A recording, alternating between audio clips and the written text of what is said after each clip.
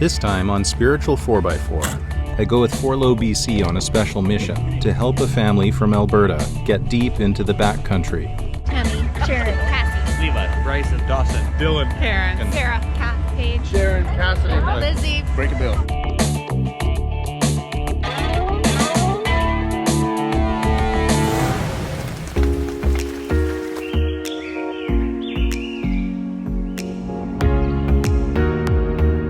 Today I'm making the 2-hour drive up to Pemberton to meet some hardcore off-roaders from Forlow, BC. I'm totally the small guy in this group. It's okay. We'll pull you along. Yeah, I have wheel envy. What? The reason I'm flying solo today is because Forlow asked me to give rides to some special visitors from Alberta. We're searching for my little cousin who's been missing since November of 2019. His truck was found burnt out on the end of the Brian Waddington Hut Trail. And so we're up here trying to see where this place is and how he even got here. You absolutely need some sort of all-terrain vehicle to get up there. From what we understand, you can't get over it with normal vehicles. So I'm just getting loaded up here with wonderful welcome guests from Lethbridge. Hello. And we're gonna start a search today. I'm totally thrilled to be able to be of service. Whoa, you just gotta be not afraid of getting lost because this is so out there. Like, you know, it's even from people that locally live here, they say it's very strange and they really don't think he meant to go there, if it was even him. You're planning on going to the burned out car first? Yeah, or? the truck first, that's our first, obviously, goal. And then there is another little area south of the creek that we want to review and do a radius around if we can. Right. We don't know how, you know, that with the train and stuff, we don't know how much we can really do. I think we're going to work our way down it and see. And did COVID-19 slow down the procedures and the searching? Yes, COVID delayed everything. Yeah. Like our initial PI search was supposed to happen in mid-June. We were trying to get out there literally as soon as the snow was like almost gone, you know? Okay, so they brought along this trailer and look at what they pulled out of it. Good Lord, look at this thing.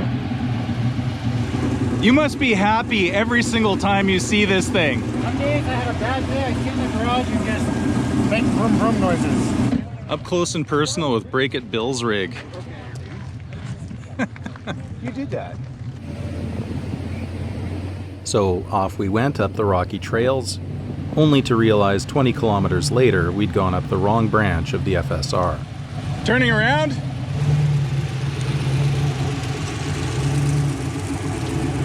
Just nothing. It's like it's nothing. What do you have to do to get excited? I don't know. Hang upside down? So how's the ride been so far? It's been good. It's been a lot different than I thought it would be, and we're just getting started. hard to find. Yeah, hard to find. We got lost already, and very tight. Everywhere is really tight. Yeah. Definitely not a normal truck spot. After a quick pit stop, everyone got ready to roll out.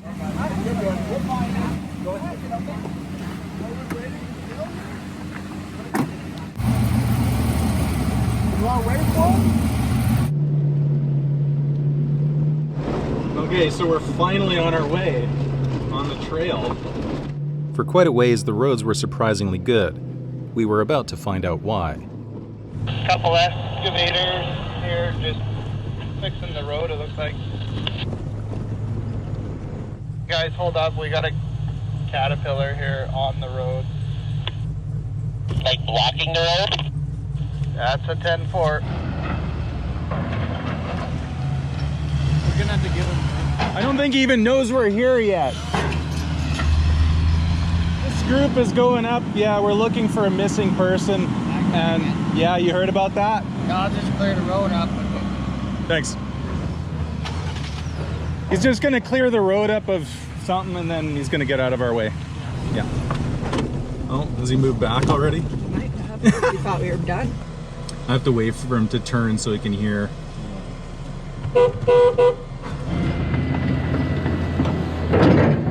Thank you! So he's clearing this road out more than is what he's doing.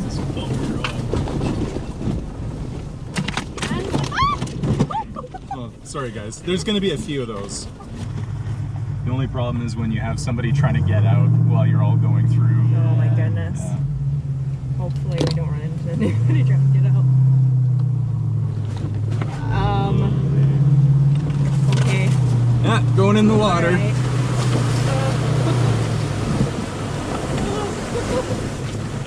No problem. No problem. Okay. What a sheer rock face. Yeah, okay. Okay, we'll stop. When they found the truck, what happened? So when the truck was initially found, it was the RCMP's jurisdiction where they took control of how they conducted the search. And they had approximately about 3 weeks of optimal weather where they were the ones who decided what needed to be done. We had outside resources like a helicopter team and drone team that said they could have came in here right away. But the RCMP said that they have their own ways of doing things that they had to do first before we could come in. And by the time that we were allowed to come in with our outside resources, the weather started rolling in with storms. We've had a lot of jurisdiction issues because, you know, RCMP were first on scene essentially, so they took lead. But then because he's a Alberta man and coming from Lethbridge or Calgary, that's where he was living, that we had to transfer it to LPS. And there's been a lot of jurisdiction issues as well. There should have been a path or something off of that road. We'll probably stop up here somewhere. Kat also told me that in Canadian law, being missing is not a crime. Her cousin Marshall's burned out truck had never been protected as a crime scene. Okay, so we reached kind of a critical point and the family is just going to go ahead to the wreck of the vehicle. We're going to hang back and let them have their moment.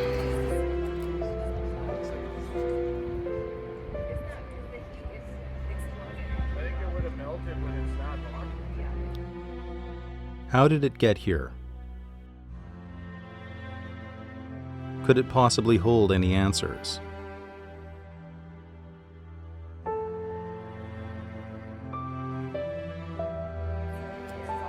Did a small piece of metal mean nothing or everything?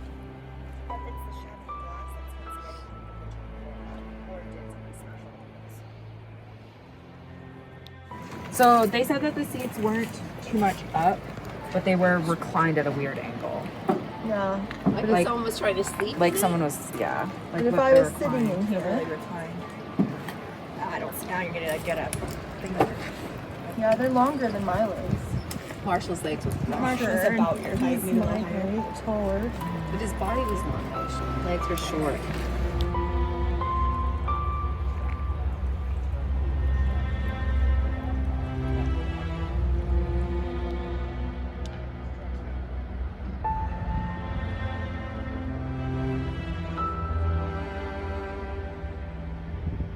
Looking past the burned-out truck, you quickly see how difficult a search would be for any remains a full 7 months after the truck was found.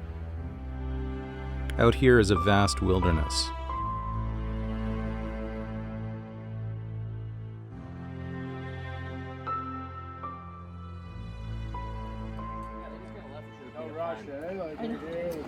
Yeah, we didn't really make an exact plan of like getting in here, other than like getting to the site, checking it out. Where did they seeing what it's say like. Did they kind of search it everywhere this way? Or No, all of this has been searched. It was Yeah. like search with dogs, search with people. Like, It said everything's search been and rescue grid search, which means that they systematically did it, and it shows on the map that it's just basically the whole scene from like just past the truck here, just north to just south, right? And they also did from the hut down. Yes. And this kind of notes like where the different items were found, and then Where was the sock on the wall? I think he did take most of it and bag it up. and other items strewn like Yeah. throughout the area. Is it more like the family is coming here to see the spot, or is it like more to really try and find his remains? Well, I think after like the search that just was completed, our team, like the PIs that we hired and that organized the search, they're very confident that there's not a body here because of how many dogs they had searching for how many days, and they've done this whole area. It's like we've never seen anything other than his truck and his items being here to prove that he was actually here, that he drove up here. like it doesn't, we're just trying to make sense of it, and just like, because we're just told so many times, oh, he came out here to harm himself, or he came out here because he wanted to go hiking and got lost and succumbed to the elements, but it doesn't seem to add up. So we wanted to come out here, see the truck, kind of witness for ourselves what it takes to get here. So you don't believe that your brother came here? No, I can't, especially after coming here, driving here ourselves from Lethbridge, from where he was last seen, driving here in our own vehicle, and then trying to figure out how to get up here and actually getting up here. We were going. Yeah, and we knew we had maps, we had you guys. Well, and like, that's just it. We had to have you guys help us to get here. yeah, like this just, This looks like a dump site. Yeah. This looks like somebody wanted to cover something up pretty badly and just dumped it, and they knew Someone how to that get knew here. this area. Yeah, I They- think they the had person to who know drove that- it here has been here before. Yeah. For sure. Yeah. Definitely. Like, It's a dead end. whether It's the road right at the exact dead end of the trail. Yeah.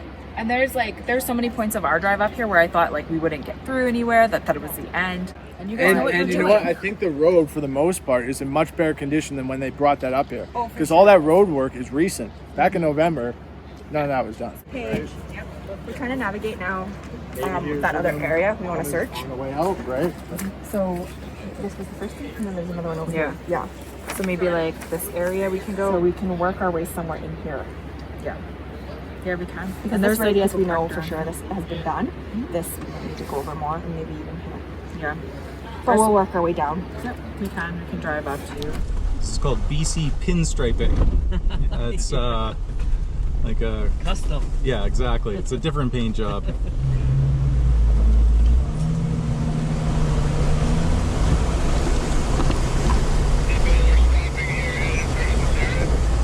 Oh, okay, we're stopping here. Did you guys find what you're looking for in any sense? Either metaphysically or otherwise? Like, was it kind of what you were expecting to find? I think so. Yeah. I think it was. We weren't expecting to find anything really, but that's pretty much what I was expecting to see. Yeah. How about you? Yeah, it's more for peace of mind and just to actually see the area firsthand. Yeah. I didn't quite get this part. This is how you get out. You can park up in there. Huh? Oh, they're over there now.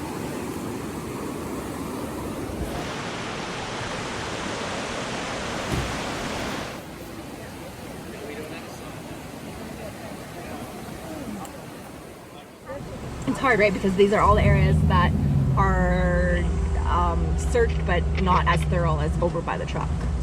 So Sure. it's like there could be Oh, something anywhere.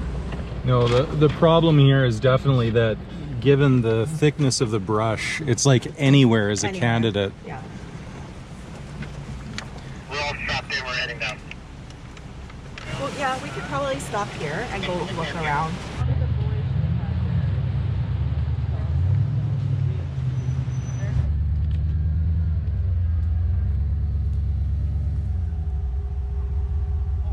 You driving? I mean, we could search from Jeeps if you stood on the sides and looked down into the bushes. But it seems like all of the items that were found off the main road. Off the main road. Yeah.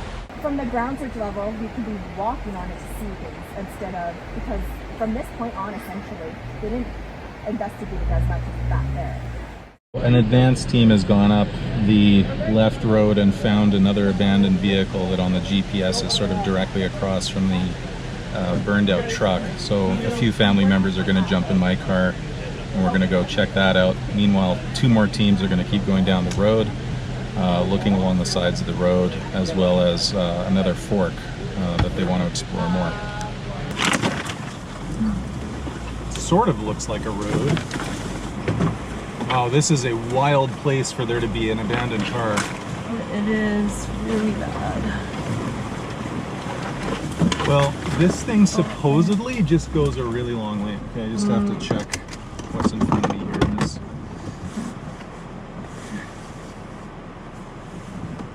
Normal.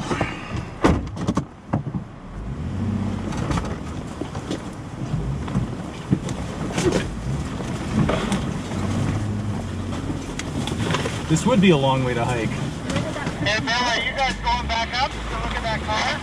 I have 3 people in my car going up to check out that car. It's Sharon, Paige, and Cassie in the car with me. We are on our way up now.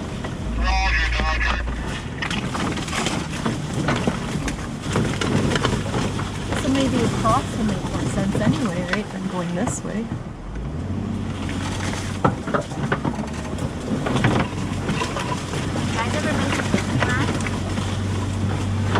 This is like Indiana Jones ride. Have you ever been to It's Disneyland? so random. I was like, where are you going? I was gonna say, I knew exactly where you were going with that.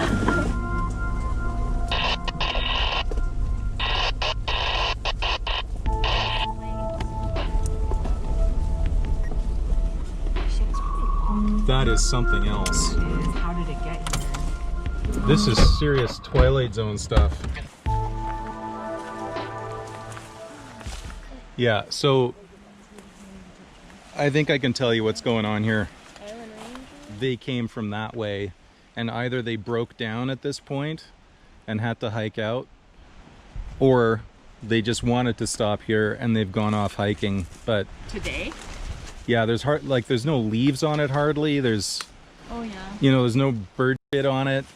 there's a bag full of stuff in it. So whoever was up here has cut these branches down, and the cuts are still pretty fresh and there's still leaves on the boughs. So whoever was up here hasn't been gone since November of last year. But we checked it out. Yeah, it's interesting, but why cut right there? I don't think it's really. No, it's just someone hiding out here, hanging out, wanting some privacy from the world. Parked and blocked that whole entrance, though. right, so it sounds like they are talking to the construction site guys.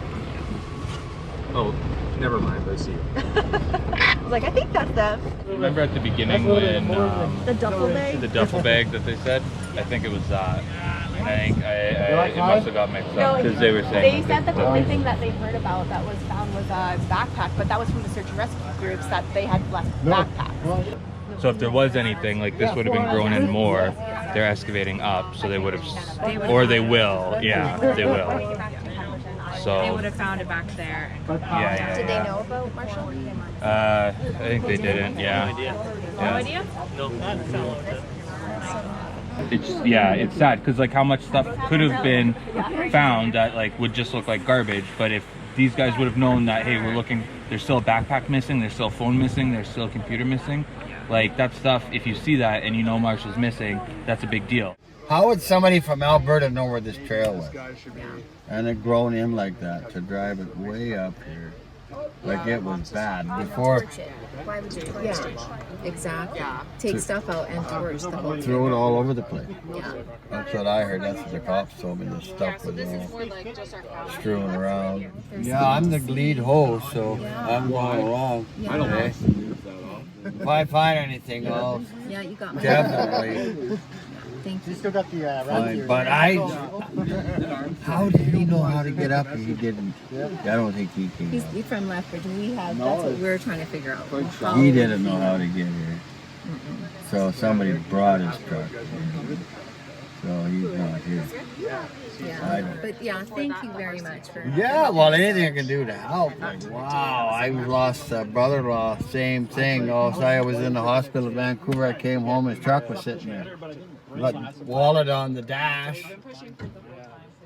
Well, where's Dale? Yeah. We looked for like 2 months for that guy. And he never showed. Never did find him. Tammy exchanged numbers with like that guy in the truck, right? Yeah. So did they find something? Yeah, they're gonna call her. Yeah. They got my number.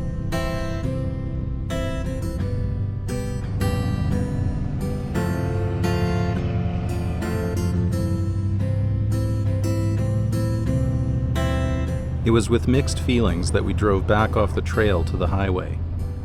Perhaps Marshall's family would be returning to Alberta with more questions than answers.